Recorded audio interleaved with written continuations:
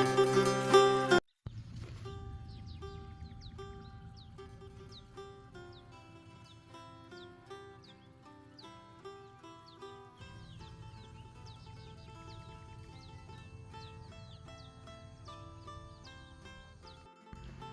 าทุกคนบรรยากาศธรรมศาสตร์บำบัด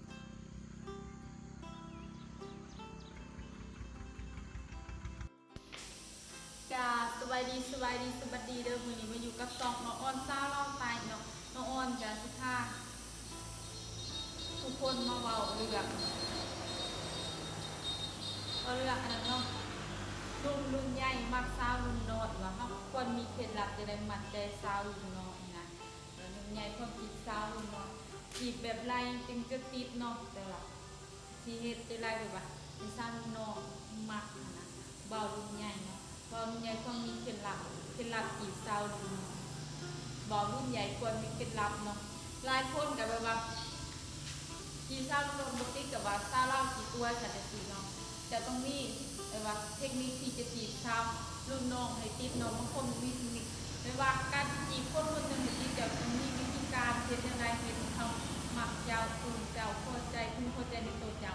จะต้องเคยมีเสน่ห์ในตัวเองนะที่จะได้เสียได้ความมักอย่างนะเพราะว่านานนะทุกคนมีเราสมมติบอกเคล็ดลับจีบสาวรุ่นน้องเราลองติดกันสนั่นเลยเมียสองเมียสามว่ากันไปน้องมันมี3 โขเล็ดๆเนาะที่จะจีบสาวรุ่นน้อง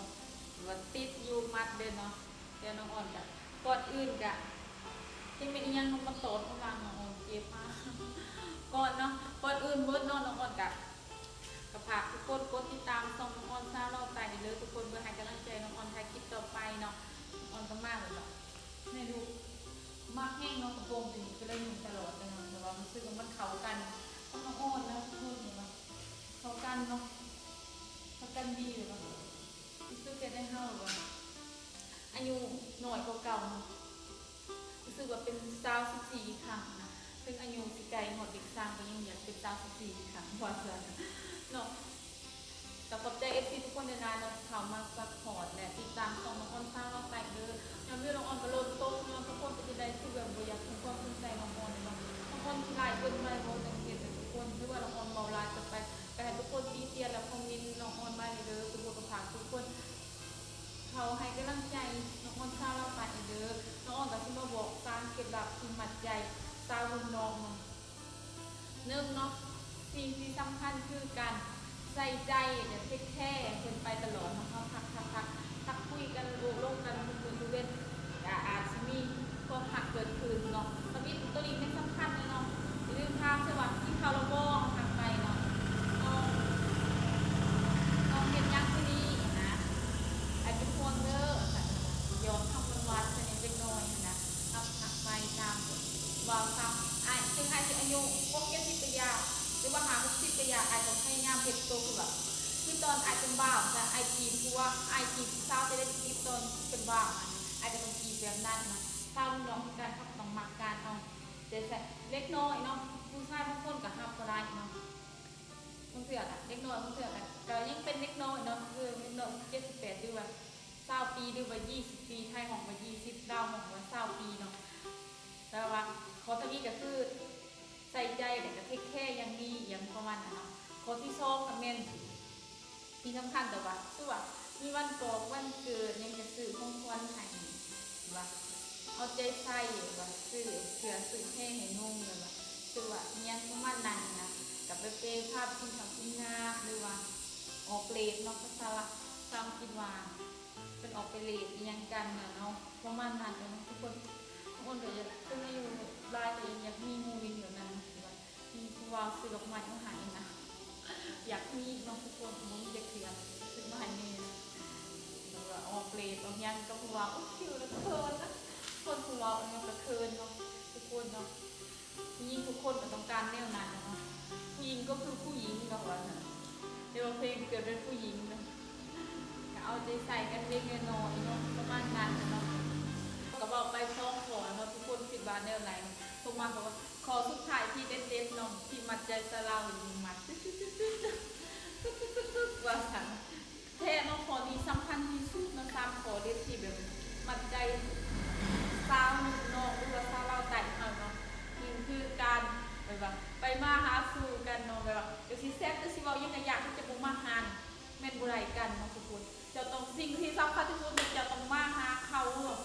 ให้เขาเห็นว่าจะจริงใจนะจะสิแซ่บทำได้จะสิบอกทำได้จะซื้อเครื่องใหม่จะใช้เงินใช้คำทำได้ก็บอกต้องสำคัญเนาะที่จะมาหาแต่ว่าย่ามเขามีปัญหาแต่จะเป็นคนแหลกที่มาอยู่นำเนาะถ้าใครวเอาแบบนั้นน้องเอาเองเนาะเมียนสำคัญที่สุดเป็นมาหากันเนาะทุกคนเนาะ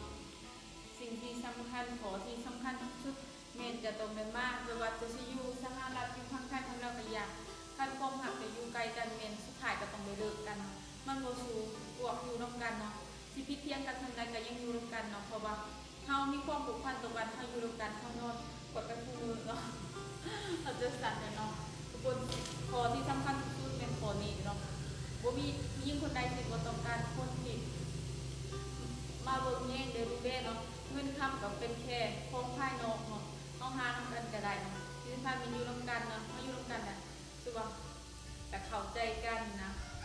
คือว่าเมียหายพัวกับโมหายใช่ไหมเอาใจเนาะผู้ชายต้องเอาใจผู้หญิงเนี่ยเด็กกำนอนเพราะว่าผู้หญิงเป็นเพศที่อ่อนวัยเนาะก็คือผู้ชายคือแบบว่าห้องทางเป็นกันกับบุเป็นยังบางเนี่ยผู้หญิงแบบว่าบางเฮงมันจะกระตกใจเดี๋ยวเราตกใจบอกเฮงได้โบราณผู้หญิงเป็นเพศที่อ่อนเอเนาะแต่อย่าลืมเอาใจใส่ผู้ใดมีความรู้ว่าอย่าลืมเอาใจใส่ลูกเมียเนาะสำคัญกับเมียและเนาะสิ่งสำคัญเนาะผู้ที่อยู่น้ำจากแก่จนเฒ่าเนาะแบบว่ามันโมเห็นว่าคือบางคนเป็นยังแบบว่าเอาคนเดียวก็ต้องเลิกกันยังเลิกกันยังขาดความเอาใจใส่กันขาดความเอาใจใส่กันมันก็แบบว่าบางคนเนาะคือส่วนใหญ่คนเมืองนอกมาเอาเมียเนาะมาเมียลาวมาแต่งเดียวกับเมืองนอกขึ้นแบบประมาณปีหนึ่งกับงูมาขึ้นหรือว่าหา6 เดือนกับมาหากันขึ้นแนวนั้นก็พอใครอยู่แบบโทรหากันเอียงกันนะให้ความแบบว่าผูกพันมันได้ขึ้นเอาใจใส่กันในด้านของซอยเดียวกันซอยกันเนาะในรู้สึกว่าผู้น้อยมึงได้บ่ได้เนาะแบบนั้นเขาต้องโอเคยิ่งเป็นสิ่งที่แบบว่าสำหรับผู้สาวตามชนบทนี่แสดงเขาเจ้ากับคือว่าเราเรียนเศร้าเล่าเป็นยังเศร้าเล่ามากินเหล้าคนเดียวเขาจะมาทำล่าเดี๋ยวน้องอ่อนจะมาต่อคลิปต่อไปเป็นได้คนกับพวกเทียนเงินเศร้าเล่ากินเบียร์เก่งโพสมันเป็นน้ำมันคนเดินสุดเลยสำหรับน้องอ่อนจะเราใส่โบมากินบันไดคงเนาะเวทีเสียมกินเป๊ปซี่เสียบตัวน้องอ่อนนี่โบกินเหล้ากินเบียร์กินเป๊ปซี่สาวติดเป๊ปซี่แบบนั้นนะน้องอ่อนก็มาบอกสร้างขอเล็กๆทีให้ยุ่งยุ่งใหญ่มัดใจสาวเล่าสาวลูกน้องตับลงไหลกันเลยแต่เมียตรงตามน้อง100%คือตามนี้เนาะผมเทคเทมัดแซดฮาแซดทามเนาะคือตอนไหนต้องเป็นตะกี้ผู้สาวตะกี้ไอ้ต้องคือมึงตะกี้ผู้สาวตะกี้เป็นไรก็เป็นนั่นเนาะทรงสำคัญเนาะ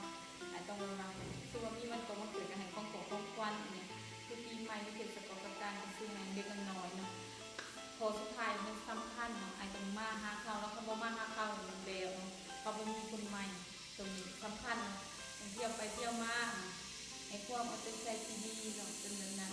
ผู้หญิงก็คือผู้หญิงเนาะโมเมนต์ว่าเขาขังผู้หญิงกันผู้หญิงก็คือผู้หญิงสิเก่งแต่ของแค่การเอาใจใส่จากผู้ชายคือเราเขาขังทุกคนต้องให้กำลังใจน้องอ่อนพาเราไปเรื่อยทุกคนก็มีกำลังใจน้องอ่อนพายคิดต่อไปเนาะก็ขอบคุณFC ว่าทางมันให้ทางน้องที่สัตว์ตกก็เจอน้องอ่อนตลอดมากเนาะน้องอ่อนละสีเลยจบคลิปไปเพียงเท่านี้เนาะฝากทุกคนกดติดตามส่องน้องอ่อนพาเราไปเบิ่งโฆษณาเพื่อน้องอ่อนเลยทุกคนแต่อย่าลืมให้ทุกคนอย่าลืมฝากทุกคนติดตามเพจสาวเสือแดงเลยน้องอ่อนกำลังตั้งเพจใหม่ซัพพอร์ตเนาะซัพพอร์ตผู้หญิงคนนี้หน่อยได้ไหมน้องทุกคนน้องอ่อนบอกอีกได้แต่ซัพพอร์ตน้องอ่อนนี้คนน้องอ่อนมีซีซีนลังที่พระเจ้าเสียต้นต้นสร้างดิเหมือนตามมันนี่อ่อนมากแบบแต่ยังนอนวางมือพังเซ็กซี่คือเก่าแต่บุ้ยไปเอาสโลแกนไป ปะสำหรับที่นี่น้องออมกันสิจบไว้เพียงเท่านี้ใบพอกันสิบหนาเลยทุกคนพา